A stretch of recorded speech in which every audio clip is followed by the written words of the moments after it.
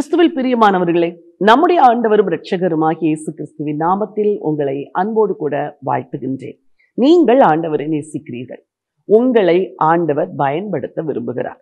அந்த பயன்படுத்துகிற காலத்திற்கு முன்பதாக உங்களுக்கு ஒரு உருவாக்கப்படுகிற காலம் என்று ஒன்று உண்டு. எல்லா காரியங்கள் உலக வேலைகளில் கூட ஒருவரை எடுத்தவுடன் ஒரு பெரிய போஸ்டில் எவரும் அப்பாயின் பண்ணுவது இல்லை. அவர்கள் உருவாக்கப்படுவதற்கு ஒரு காலங்கள் கொடுக்கப்படுகிறது. அந்த காலத்தில் அவர்கள் உருவாக்குகிறார்கள், அப்பியாசிக்கிறார்கள், கற்றுக்கொள்கிறார்கள், அப்பியாசிக்கிறார்கள். அதன் பிறகுதான் உயர்த்தப்படுகிறார்கள். நீங்கள் ஆண்டவருக்காக பயன்பட வேண்டும் என்று விரும்புகிறீர்கள். ஆனால் அந்த பயன்படுவதற்கு முன்பதாக பண்பட்டு பக்குவப்பட வேண்டிய ஒரு காலம் இருக்கிறது. அந்த பக்குவப்பட வேண்டிய காலம் ஆண்டவருடைய பாதத்தில் தான். கர்த்தருடைய பாதத்தில் காத்திருக்கலாம். பரிசுத்தவான்களோடு கூட நடந்து நீங்கள் பல காரியங்களை கற்றுக்கொள்ளலாம். இப்படி படிப்படியாய் உங்களுக்கு உயர்வுகள் வரும் பொழுது ஒரு நாள் கர்த்தர் உங்களை மேலே உயர்த்துவார்.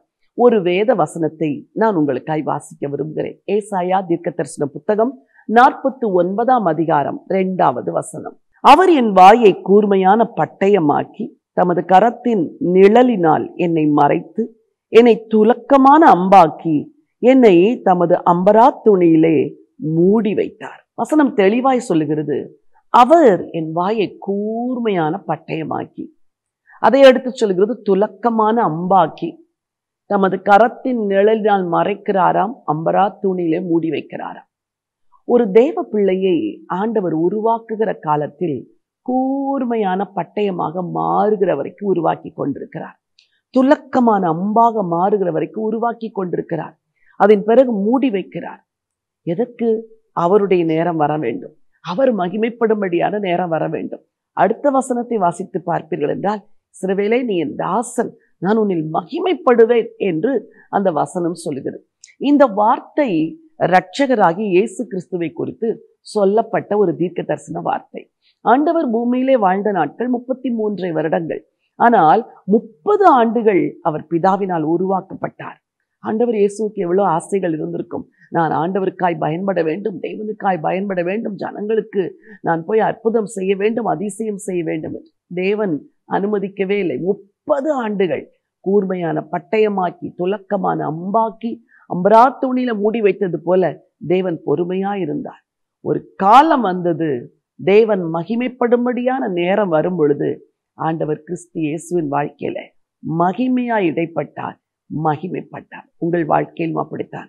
எதுவுமே செய்யாத, எதையுமே காணாத அமைதி காலம் போல இருக்கிறதா? நான் உள்ளேயே அடைந்திருக்கிறேன் என்று சொல்லுகிறீர்களா?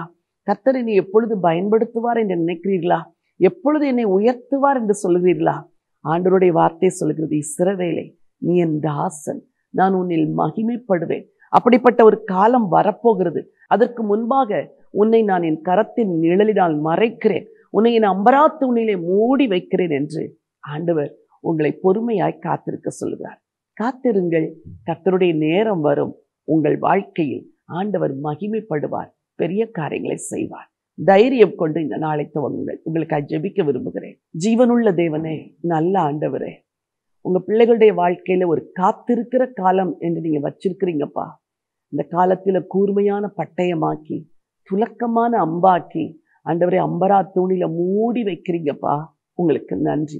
உங்க அறிவுக்கு முன்பதாக யார் முறுமுறுக்க முடியும்?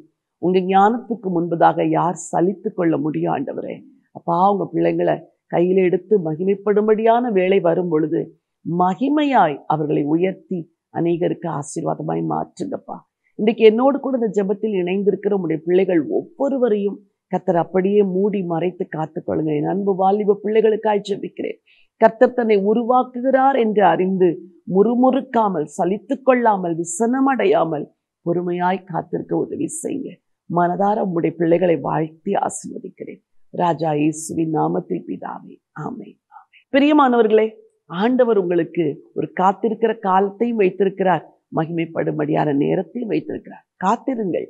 ஏற்று வேளை வரும் பொழுது ஆச்சரியமாய் ஆண்டவர் உங்கள் வாழ்க்கையை மகிமைப்படுத்துவார். இந்த நினைவோடு இந்த நாளை துவங்குங்கள். இந்த நாள் ஒரு வெற்றியின் நாள். God bless you.